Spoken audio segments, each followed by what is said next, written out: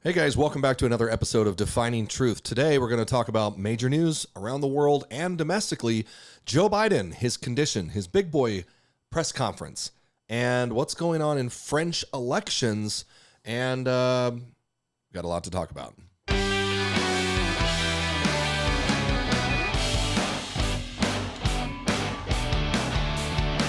All right. Well, hey guys, I know it's been a little bit. If you didn't get a chance, you can go back and check out our special debate coverage. It's only about 10 minutes. It's up on YouTube now. And some of the clips from that are on Instagram, but it's pretty good. We went over the Trump-Biden debate and the immediate aftermath, which set the world on fire, at least here in the United States. Since then, and that's available on YouTube. Like I said, it's about 10 minutes. So go check that out. Now, since then, Biden had an interview with George Stephanopoulos, which was almost as bad as the Biden-Trump debate. And by bad, I mean as far as his cognitive decline. And since then now, as yesterday actually, and we're recording this July 12th, it's about 2:40 p.m. Yesterday, he had what the White House deemed his big boy press conference. I don't know who thought to say that. Of course, the world went nuts with that title.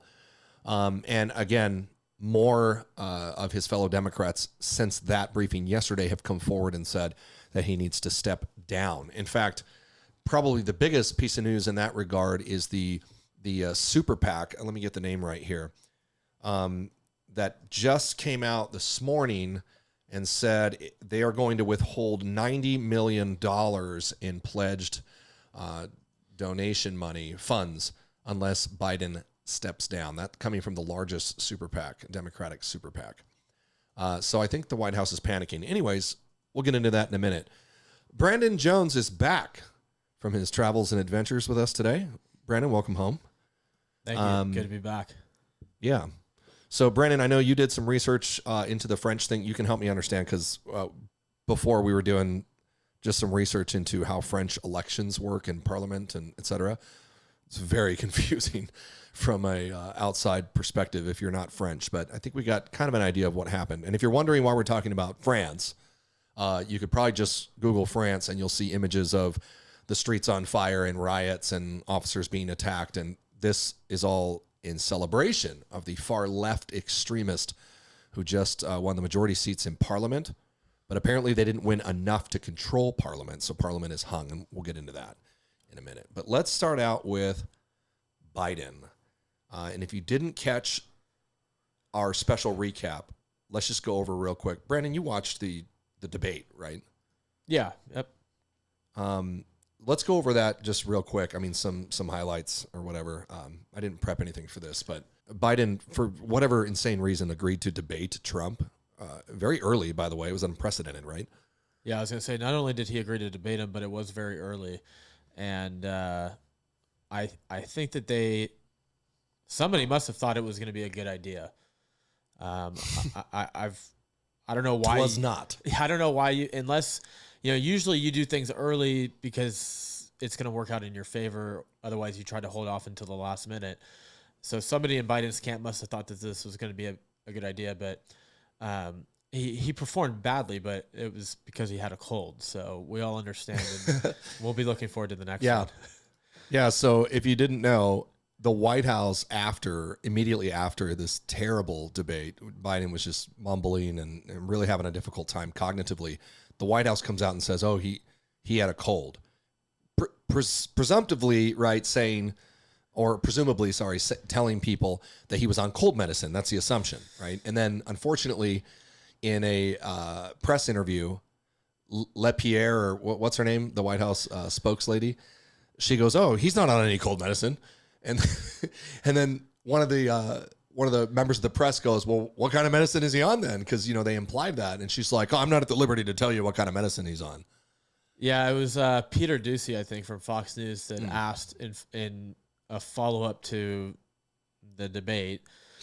He said, well, so what kind of cold medicine is the president on? And she responded back, he's not on any cold medicine, proving, like you just said, that he didn't actually have a cold. He performed poorly.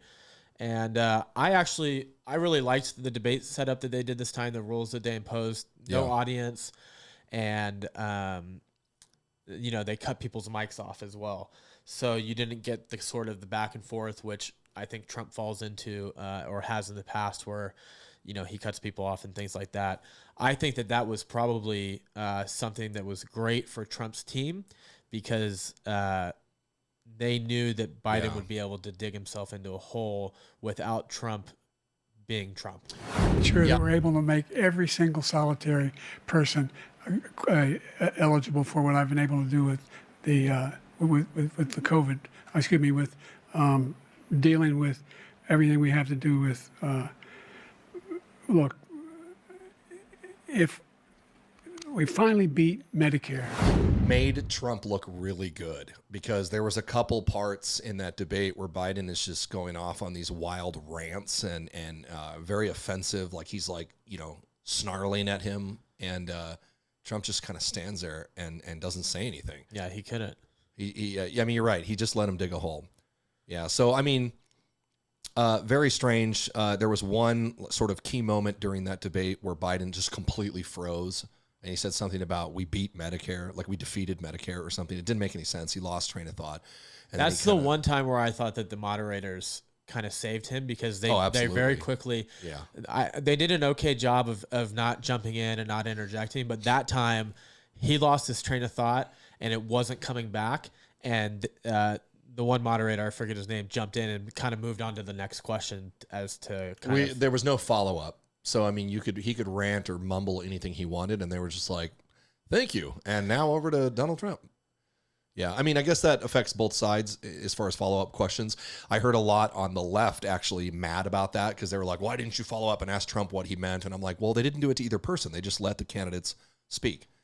Yeah, one of the most awkward parts was when Biden started talking about his golf game and challenged Trump to play, and then said, he's not 6'3" or whatever he said. It was so weird. Oh, man. Yeah, I thought that was actually one of the better parts of the debate. For comedy's sake. For comedy's sake, yeah. There's no way that that Joe Biden is a 6 handicap. People in the golf world will know that you're playing some pretty good golf if you're golfing at a 6 handicap. And he said it as like, well, when I was vice president, I played my best golf. I was a 6 handicap. And it's like, well, that's because you weren't doing anything else as vice president. Like, that's not a very good talking point. Maybe like the 4 years after I was vice president, before I became president, I got really good at golf. But so basically you did nothing but golf for this country. Jeez. I guess that's better than what he's doing now. Yeah. Well, and since then, days later, Trump has now challenged him to a golf match. And he said it was going to be the hugest, the greatest, the best, most watched match ever in the history of golf. The history of sports. Yeah. He said it was, he said, probably bigger than the Masters or something. That was really funny. I thought, on a serious note, one of the worst part, and I thought, man, the gall to say this, is Biden actually brought up the withdrawal of Afghanistan as if it was a good thing, and simultaneously said that he was the only president to have no Americans die under his watch. Of course, completely glossing over the fact that our Marines died there at Abbey Gate in that disastrous and what I would call treasonous withdrawal from Afghanistan. It was a disgrace. And I just really wonder, what in the world is going on in the administration, right, on the Biden team? Does he really just say whatever he wants or comes into his head? We see that he has cards. It's very scripted. We'll go into that in a second in his big boy conference. I can't believe they called it that. But he's got cards and he's reading, right? Very detailed. But whoever told him to bring up Afghanistan, that's really, really bad PR. The fallout from that, as we've discussed before, has been horrifying. $86 billion worth of equipment to our enemies. We handed the country over to the Taliban. Think about how terrible this is. An entire generation, 20 years. So kids that were born while the Americans were there grew up in a country where the ideals of democracy were furthered. There was freedom. Girls had equal rights, could go to school, could learn. Now you're 20 years old, and the far left Democrats in America decide to hand you back to the terrorist. it's evil, you know? And it goes way beyond that into what we handed over to, our opponents globally, like the Chinese who were there immediately to look into stuff, and the Russians who never left their embassy. It was a true, like, get on the helicopters out of Vietnam moment for Biden. And yet he's so out of it that he still brings it up like it's like some kind of talking point. Yeah, he's stuck in 2008 like it's the campaign trail with Obama. We're going to get the troops out of Afghanistan. Dude, it's like, if I was in the White House, I'd be like, don't talk about that anymore. Like, you're going to end up going to jail over that. It was horrifying. Well, he also said equally as bad with a lot less repercussions, obviously. He also stated that the Border Patrol agents love him and endorsed him. Oh, man. I forgot about that. And then their union tweeted, "We have not and never will endorse Joe Biden for lifetime. president." Yeah. I was covering the debate on X, right? And I was sending out, I don't even know I still want to call them tweets because it makes sense. But what do you call them on X now? X's? I think Messages? it's still tweets. And I remember when he said that in live time, I mean, within minutes. So to be clear for listeners here, he said that the Border Patrol had fully endorsed him for president. And within minutes, the Border Patrol union reps tweeted, "To be clear, we never have and never will endorse you for president." Oh, man. It's so embarrassing.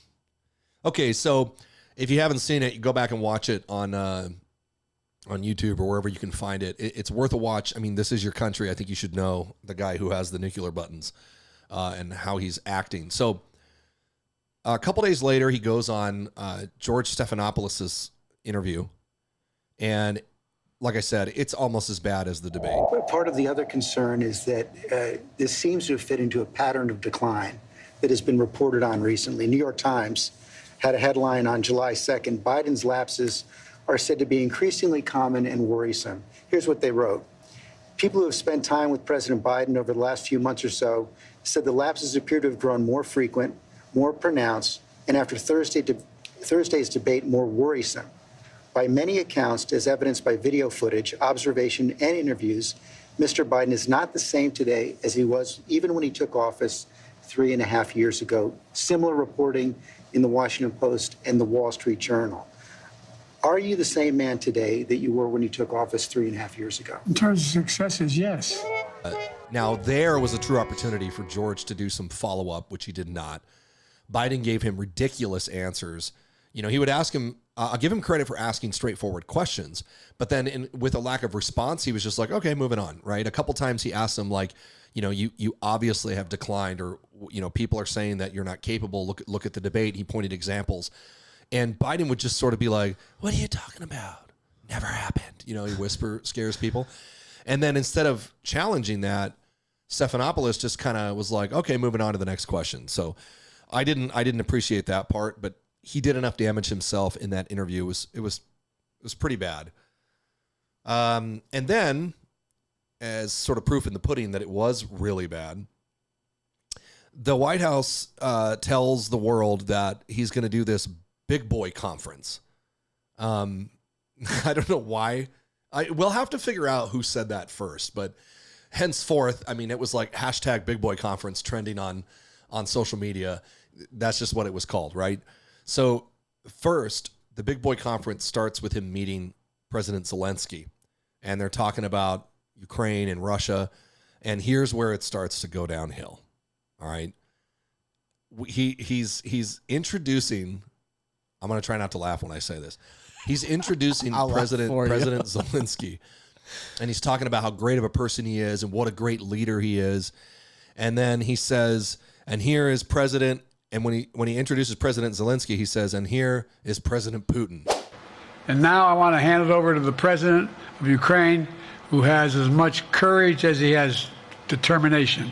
Ladies and gentlemen, President Putin. And nobody bats an eye. They just, Zelensky walks out. I mean, what's Zelensky going to say? Yeah, he wants his billions of dollars. So he's like, "Great, call me Putin all day long." Oh my gosh. So that ends, and they talk about international stuff and geopolitics. And then it goes into his big boy press briefing where it's just him and it's reporters. Now, the first thing I noticed, he's working off a script. He had a list. He had cards with each reporter that he was going to call on, their name and who they were with. And he was supposed to stick to that order, which he did for the most part. And then at the very beginning of that, someone asked something about, well, of course they're all asking about, is he going to step down and his cognitive decline that's so apparent and, et cetera. And somehow Kamala Harris came up and they asked about his confidence in her ability to be the president or something to that effect. And he, in his number 2 swing and a miss, he said that he had full confidence that his vice president Trump could be president, or else he would not have chosen her. Oh gosh. I was watching when he said that and I'm like, did he really just say that? And then of course, online just blows up about him calling his vice president Trump. The fact checkers, as we were, Brandon and I were talking before the show, fact checkers online are quick to cover up, like slobbering to cover up everything. One fact checker report I read, because they posted something of him saying something, fumbling his words, and they were like, "Oh, Biden has struggled his whole life with a stutter." And I was like, "Really? That's what you're gonna do, Meta, big tech? You're gonna slap misinformation things when we get on you about his obvious decline, and you have things like that to say, like he has a stutter? It's pitiful." Anyways. So his press conference sort of devolved into just him batting away questions about his mental decline. That's what everybody wanted to know. They kept asking him, and it just got redundant at a certain point. He had a couple like fade off moments where he starts mumbling and nobody understands what he said. At the very end, a reporter stood up and then repeats the gaffe that he had at the beginning. I don't know who the reporter is, but he stands up and he's like, "Mr. President, Donald Trump is mocking you online right now for saying that you called him your vice president. What would you say to him?" or something like that. And he goes, "This is what Biden said. Listen to him." And then he walks off stage. Listen to him? He always has these sort of weird comebacks. Like we were talking earlier when the whole thing with the money in China was coming out, he kind of turns back to the mic and he goes, "Show me the money."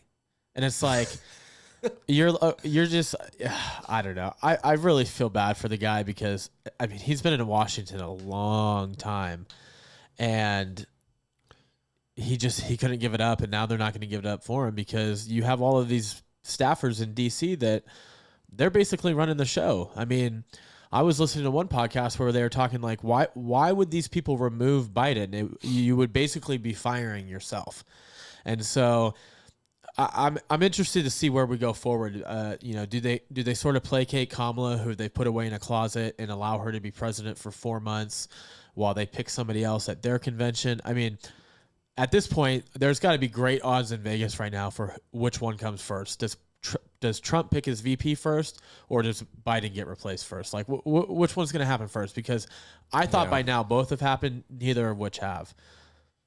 Well, I mean, Biden, I'm pretty sure, based on his statements just this week, is sticking with Kamala Harris. I mean, so if you look at the pattern of what happened, it helps you understand what they'll do next. So his decline, his mental decline, has been occurring over the last couple years, right? And anyone paying attention has been seeing this and calling it out. And what we've observed is this sort of mass propaganda, like 1984 style cover up, where the mainstream media is involved, the administration's involved, probably most disgustingly, his family members are involved. And they're all trying to say, "Oh, it's just right-wing conspiracy. You're lying. He's totally fine." All the while, those people, those liars, are watching, the doctor, the Alzheimer's doctor, or the, Parkinson's doctor, 7 visits. A world-renowned Parkinson's doctor has visited the White House 7 times. 7 times. Like the last 6 months. But then you'll go out on a podium and tell everybody, every American citizen that's concerned about this very serious situation. He's the leader of the free world. And everyone's watching him sort of decline into dementia, and you lie to them. So that's been happening for a while, and that's important to understand because it gives you perspective into how they're reacting now, right, as the world is on fire. And then, you have the mainstream media that covered as much as the administration did. They lied about his status. You know, they say it's all misinformation, and they censor and they shadow ban. So what do they do now? That's the question. Because what this early debate with Trump did is it just ripped the blanket off of this whole charade. And now the whole world knows he obviously has dementia, right? He's declining very rapidly. He's not the same person he was even 6 months ago. His face looks different. He can't speak correctly. He can't walk properly. We know now because of all these releases that he, you know, goes to bed by 4 p.m. and he's done, or, you know, the time frames they establish for him. So it's like, now what do? They're panicking.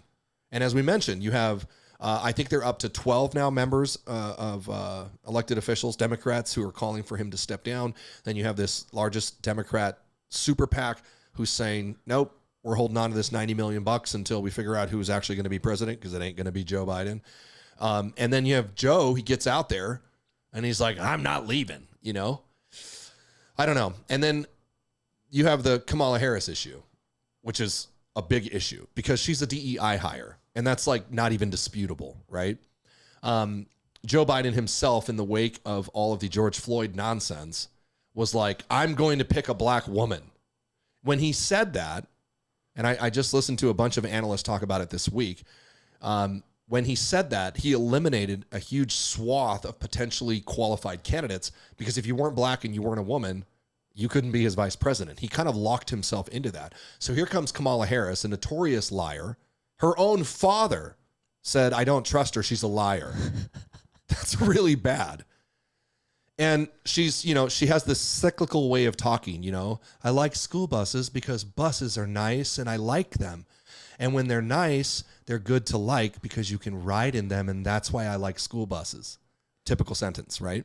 And she does it with a whole bunch of them. You can see them online. She's grossly incompetent for that role. But here's the problem when your far left woke mind virus has taken over. They cannot get rid of her. There is a coalition amongst the left. They will not remove a black woman from the ticket. They're not going to do it. So now they're panicking because you have people who maybe won't admit it publicly, but behind closed doors, they're like, we need a real president. And it can't, and we got to get rid of Kamala Harris. No, I mean, they don't know what to do. They have to find somebody to beat Trump, and she's not it. But like you said, they're stuck with her. So, you know, it doesn't matter who the vice president is. You move her to the top of the ticket, that's what everybody's going to see. You could have the best candidate behind her at vice president. Nobody cares because she'll be at the top. I don't know. It's going to be interesting. Well, there's, and this has all led to this sort of civil war in the left-wing parties amongst themselves. They're all fighting now. They're panicking. It's like, first the challenge was who could be the wokest, right? Who could lie the most and race bait the most and completely deceive the American people. And remember, just to be clear, for those listening who sometimes get a little edgy because we talk about politics, you know, as Christians, it's important to realize where this ideology is coming from. The left-wing ideology is one that is foundationally atheist. They reject the existence of the God of the Bible. And if you understand that from the beginning, everything else they do makes sense. The lying, the greater good aspect, the actions that they take, etc. So now they're eating each other because they all scrambled to the top of Woke Mountain, and now the mountain's falling down. Or actually, it ended up being a volcano. It's erupting. And lava's knocking off candidates all over the place. They don't know what to do, right? So it will be very interesting. I'm very hesitant to make any predictions because I'll admit, I don't know what's going to happen this fall. I know it's going to be chaos, but what America needs is the church in America to pray for this country, for its leaders. You know, Biden's there now. We should pray for him. We should pray that the Lord would, give him common sense and he would step down. That's a good prayer for him. And we should pray for the other leaders in our nation because this is a lot of chaos and turmoil amidst, as we'll go into a minute, a lot of other chaotic things going around the world. So more to come on Biden. I'm sure it's almost a daily thing at this point. Lastly, the convention, Republican RNC convention, is coming up in Milwaukee starting Sunday afternoon. Monday. And we're still waiting for a Trump VP pick. I'm utterly shocked that we have not heard that yet, but somebody knows, I'm sure. Maybe not.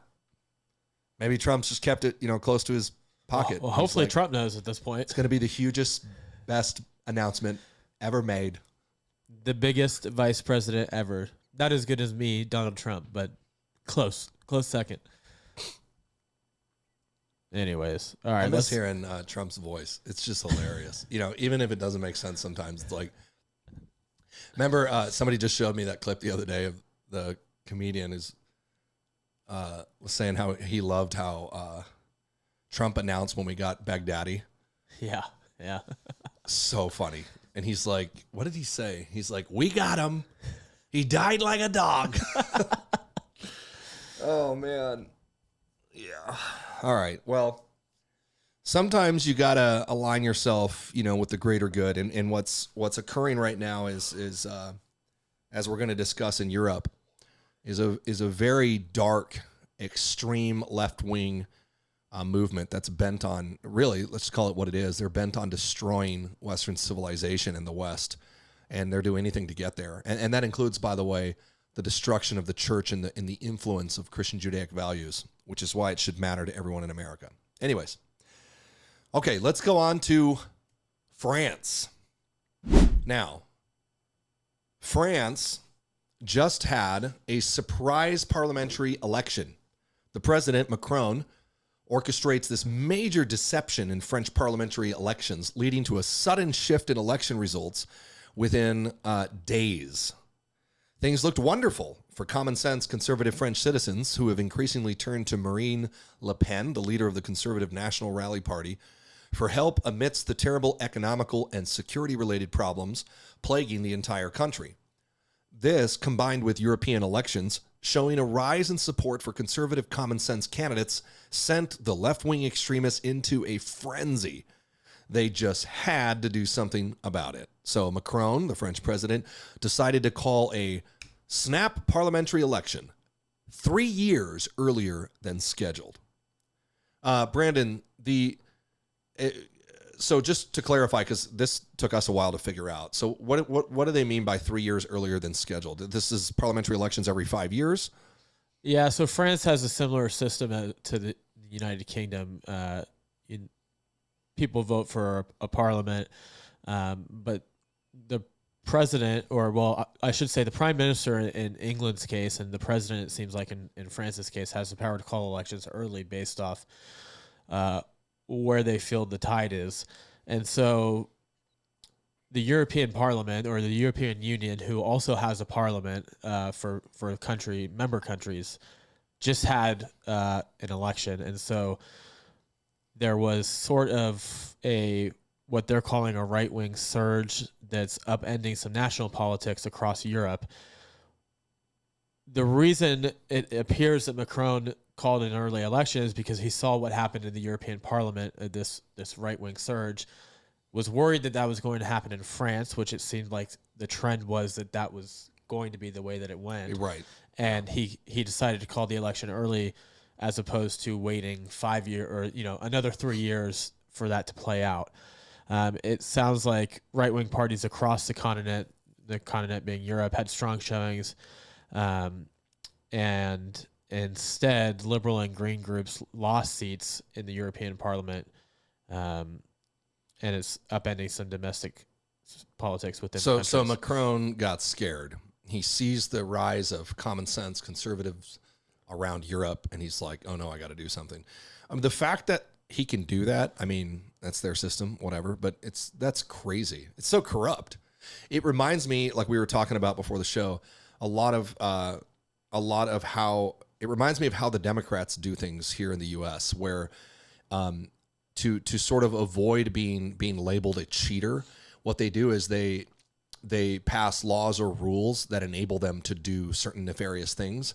And then when you're like, hey, you cheated, they're like, no, there's a law that says I can. And you're like, yeah, your supermajority made the law that let you cheat, Yeah, to be fair and to play devil's advocate, Israel has a similar system where Netanyahu was calling elections left and right, then he lost, then they were calling elections and he won. Yeah, it's insane. So it's a different system. It's a little chaotic, but There's a lot of people that argue that the two-party system in America is bad, and now you have countries like France that have, 5, 6, 7, 8 parties. So it depends. There's positives and negatives to each system, I think. Well, this is a great example of how it can be abused. Correct. At least is that if you don't like the way your opposition party is going, the fact that you can step in and call a snap election is insane. And so his gamble only partly paid off. So what's interesting is that, Emmanuel Macron, he's the French president, considered by many French citizens to be kind of out of touch with reality and the condition of the French people. He wasn't super popular anymore as it is, but he got scared. And so he comes up with this scheme to rival the best of villainous plans from a movie or something. He joins forces with the far left extremist party, the New Popular Front, the NFP, and he convinces over 200 candidates to simply drop out, allowing the extreme left-wing parties to swoop in and claim those seats. So, in the first days of this snap election, it looks like the Conservative National Rally Party under Marine Le Pen is winning. They take more seats than they ever have before in their party's history. And Macron panics again because it looks like what he's trying to do backfires. So what does he do? He gets together with like I said, when I say extremist far left party, I mean, that's an understatement. Like these are communist socialists mixed with jihadist. It's not a good group of people here in France in the New Popular Front. Macron basically sells his country out, joins forces with them, and convinces over 200 candidates to just bow out.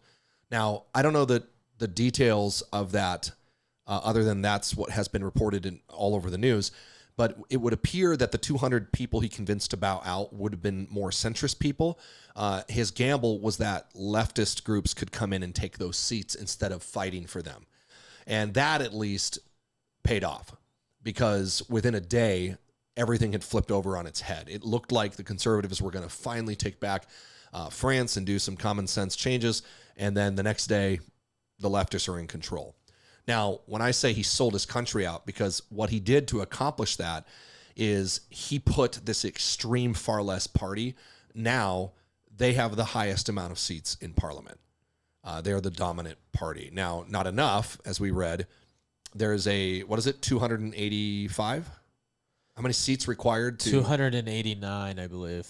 Yeah, required to have a majority in parliament, and they didn't quite get that. They got more than the Conservative Party, but not enough. So now they have what's called a hung parliament, which is basically like they can't get anything done because there's not enough people to override others. So Macron is now panicking again, and he's going to have to appoint some nonpartisan leaders to proceed in operational functions just to keep the country running. Well, this was quite a big gamble for him in the sense that he's currently got, as of June 20th, I'm reading this Bloomberg article, his approval rating fell 6 points and is at a historic low, according to a survey by BVA Excite that showed 26% of people interviewed say they have a good opinion of Macron. So really 3/4 of his country, before this all sort of went down, didn't care for him, and now they're looking at this. They're looking at riots in their country. I don't see how this pays off for him. No, I mean, and just to give you an idea, I want to read through the list. This is the list of parties that make up the far left National Front. Okay, I'm going to read the party and their ideology. So you have La France Insoumise, or I don't know how to say that. I don't speak French, but their ideology is democratic socialism, left-wing populism, right? The next one, democratic socialism, left-wing populism, eco-socialism, left-wing populism and nationalism, veganism, Marxism for the Independent Workers' Party, democratic socialism, independentism, eco-socialism from the eco-socialist left. I mean, dude, it goes on and on. Globalization, green politics, socialism, eco-socialism. How about the Socialist Democracy Party, socialism pro-Europeanism, post-Marxism, communism. I mean, France is in trouble. France is already burning. I mean, radical Islamists have taken much of France. which is why this trend, and this is happening around Europe, but it's the worst in France. And you have to understand that extremism within Islamic beliefs, their goal is to convert the entire country to Islam, and not in a way that says like, "Hi, I'm here to tell you, that Jesus loves you." It's you submit to this or you die. And that's another discussion for another time. But these are the radicals that are moving throughout Europe. And the fact that Macron handed his party over to a combination of Marxist, communist, socialist mixed with extreme Islamic jihadist, that is insane. And you know that those groups, like we just talked about a second ago, their end goal is the destruction of the West and capitalism. That's what they want. And it is absolutely foolish to not realize that this goes deeper than politics. There's a spiritual goal there, in that in order to accomplish the removal of Western civilization, our enemies have long acknowledged you have to get rid of the God of the Bible. They know that Christian Judaic values are behind Western civilization. That's why they attack it all the time. We're the ones that refuse to admit that. It's the churches in America that are like, I don't want to be political. I don't want to take a stand. I don't want to stand for righteousness. I don't want to speak truth. I want everybody to love me. As we heard Chuck Smith in the message today talked about in Micah chapter 5, how we should hate evil. Amos chapter 5. We should hate evil. And the church has lost that. They've bought into the world's definition of love, which is to love someone, you have to let them do whatever they want and acquiesce and placate and let's just be friendly with sin. Let's flirt with sin and evil. I'm telling you, you play with fire and you get burned. That's what's happening in France right now. It's really sad. So Marine Le Pen, the leader of the Conservative Party, is still claiming a victory, even though they didn't take the majority in Parliament. Because her party claimed the most French individual votes per citizen, over 10 million citizens voting in her favor. That is more than any of the other parties. So the NR has now taken more seats than ever before in the party's history, a trend which seems to confirm Macron's fear that common sense is beginning to override the polluted left-wing nonsense that leads to the consolidation of power at the expense of taxpayers. I would just end this section in saying, look, France has always been an example to us and to the world, whether good or bad. And this is a good lesson for America right here, that if we don't get things under control, this is where we're heading. You see it in D.C. now. You see it with the Squad. You see it with Ilhan Omar and Ocasio-Cortez and Rashida Tlaib, this sort of lunacy, this radical, violent hatred towards Western values. And this is where you're heading if you don't get it under control. So we should take some notes and reassess our condition here. So the aftermath of it was quite interesting. I opened the segment talking about you could just Google and see images of burning and everything. These far left communists and jihadist sympathizers, when they won, or at least their parliamentary victory, they took to the streets to, quote, celebrate, right? Kind of like how BLM celebrated around America. BLM does. In typical left-wing fashion, they burned French cities, vandalized monuments, attacked police officers during fervent left-wing riots throughout the country. Yeah, that's when they win. Can you imagine when they lose? Jeez. Imagine when they lose. Well, I don't think we'll have to imagine because we're about to see it this fall. Be very interesting. So pray for your country. I like Pastor Jack Hibbs up at Calvary Chapel, Chino Hills, has been doing a pray for your country every day. If you tune into his socials, he gets on every day this month and prays for the United States and in different areas. It's been really neat to watch. I would encourage you to join on that. You don't have to look up anything. You can just spend time alone with Jesus and pray for your country. Okay, so we're going to close the section here. Let's jump out of France and back to a domestic issue, since we're on the topic of praying for our country. And we'll end today's segment with this. Let's come back to what happened this week at the RNC. That is the Republican National Convention. If you recall, or you may have heard on our podcast, we were involved with a platform fight here in the state of California regarding the California Republican Party's platform. There were groups within the party that wanted to change the definition in the platform as far as our stance on marriage between a man and a woman and abortion, and basically back off our stance on abortion, change the language, make it more palatable, they said, for people who don't believe in anything, I guess. Of course, we fought that. We fought really hard, and we eventually came to victory here in California after many people, including pastors and others, lobbied and wrote letters and communicated with Sacramento and basically told the party, like, you're out of your mind. If you abandon your base and you turn your back on what we believe, like, a lot of us are going to walk. And so we managed to stave off the platform changes for the time being. Now, a year later, the same group of individuals, as far as I understand, has accomplished this at the national level, at the RNC, and at least in the platform committee, they got what they wanted, and they changed the language. They backed off of saying that marriage was between a man and a woman, and they did the same with abortion. Instead of our fervent defense of the unborn and life and sanctity of life, they've now backed off to, well, it's okay sometimes. Now, you have to understand, again, like all things, take a step back and understand where all of this is coming from. For a long time, Brandon, you can attest to this, especially in the consultant class, there's this belief that we have to compromise in order to win anything. It's a foolish belief.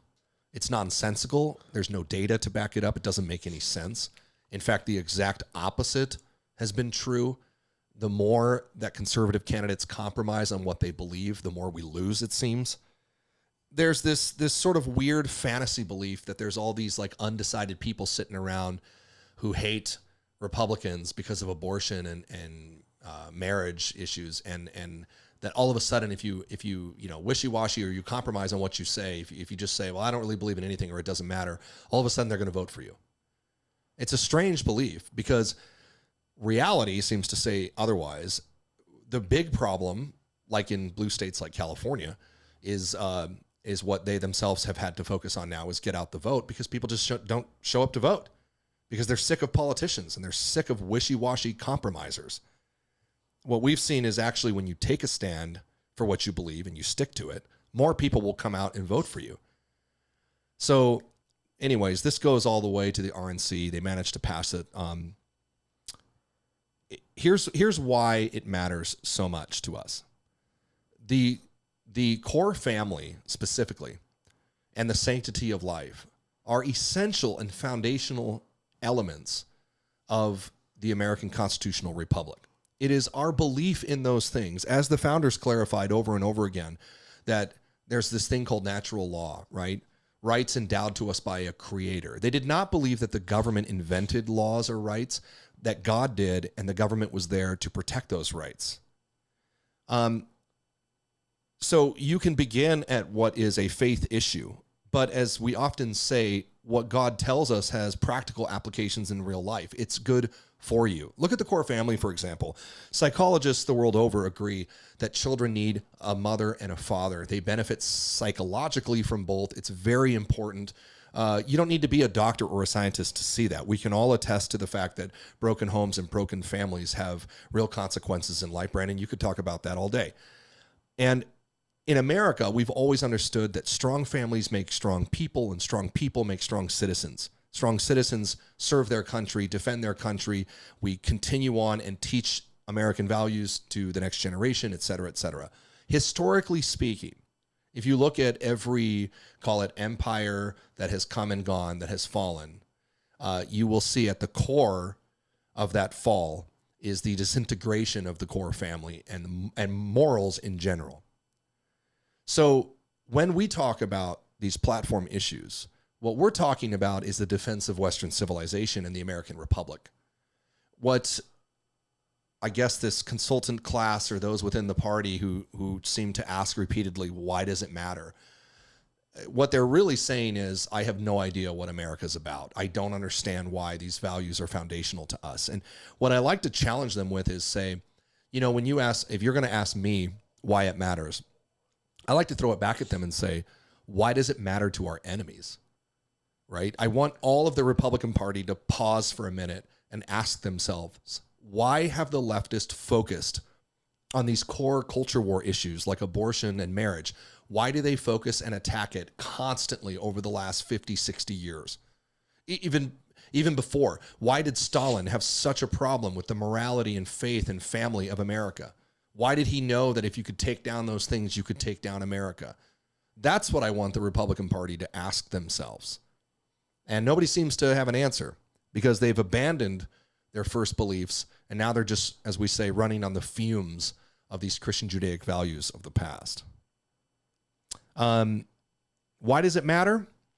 Well, Hannah Arendt, I'm going to mess up her last name, Arendt, she has a great quote on this. She said this: "The aim of totalitarian education has never been to instill convictions, but to destroy the capacity to form any." That's what it's really about. There are real world political implications in the culture war. The left wants to take control over definitions of love, marriage, abortion, etc., and they want to teach your kids, and they don't want parents involved in it, as we've seen in California. The complete domination of parental rights by the Democrats. And the goal is not about their convictions. It's that they don't want you forming any convictions.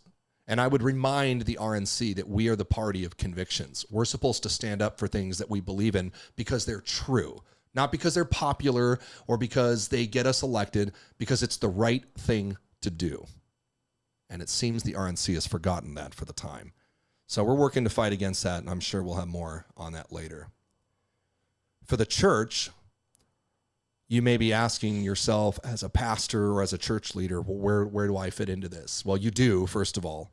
And I would remind you, I was having a conversation with Pastor Jack Hibbs earlier this week, and he gave me this verse, which I thought was really appropriate. And Jeremiah 29:7 says this, that you are to seek the welfare of the city where I have sent you into exile, and pray to the Lord on its behalf, for in its welfare you will find your welfare. Powerful words from the Lord there, and that you are to seek the welfare of the city and those in your community, those that you live with. You can love them in real life, not just in word, but in deed, by seeking their welfare. And then God says, and you know why? Because it turns out that if the city goes well, it goes well for you too, because you live there. So this long-time disease of apathy that's infected the church has actually flipped now from apathy to full-on endorsing, as we've seen recently, where this woke ideology's crept into churches and they're now apologizing or legitimizing the language of the God-hating left. And that is an infectious problem. We're not changing anything, but we stand firm on the word of God, which is the same yesterday, today, and forever. We hate evil. We love our fellow man as Christ has loved us. And it's probably worth saying again, seek the welfare of the city that you're in and pray for it, because in its welfare, you will find your welfare. Closing thoughts? No, I think, obviously you covered the spiritual aspect, which was great. Even politically, it doesn't really make sense. Abortion is sort of the one issue that really could separate Trump supporters or separate Trump from his supporters, from his base. Right. It's very divisive. Probably any other issue, Trump's base, on taxes, foreign policy, maybe they look aside. But I think that he's really compromising the integrity of his base by going soft on this particular issue, that one being abortion. And so we're sort of in a spot where Republicans are very enthusiastic about Donald Trump and Democrats not so much about Joe Biden.